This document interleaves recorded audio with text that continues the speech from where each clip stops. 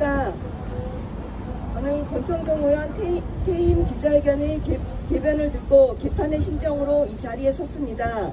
권성동은 탄핵 전국 대선 과정에서 쌍권으로 불리는 권영세와 함께 민심을 제대로 파악하지 못한 잘못으로 8% 차이라는 대선 참패를 했음에도 불구하고 반성과 사죄는 한마디 없이 자화자찬으로 퇴임의 변을 마무리했습니다.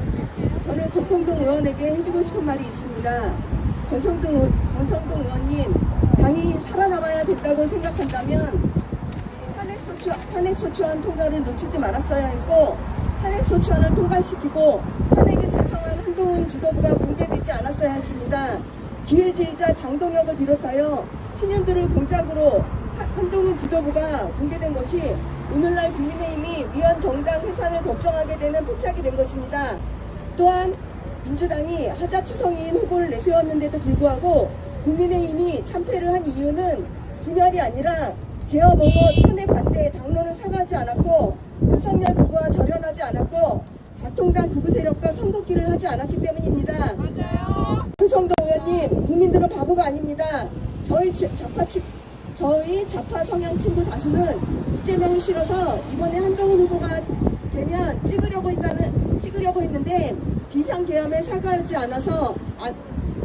않고 앉아있던 김문수 후보가 되었다며 이재명을 찍었다고 합니다. 참 아이러니합니다.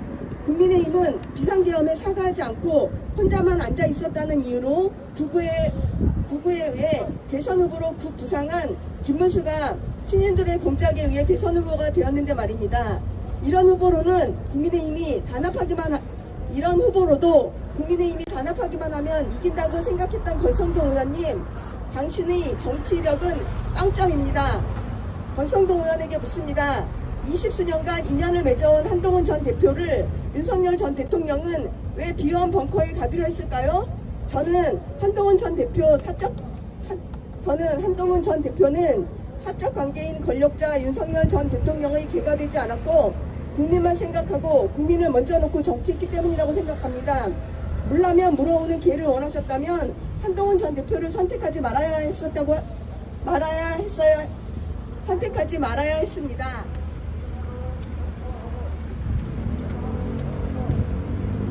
퇴임 기자회견에서 권성동은 말합니다. 한동훈은 윤석열이 없었다면 법무부 장관 비대위원장도 할 수 없었고 정치권에도 들어올 수 없었다고 말이죠. 저는 말합니다. 윤석열은 만약 한동훈이 무능하고 비열한 권성동 같은 동료였다면 법무부 장관 비대위원장을 시키지 않았을 겁니다.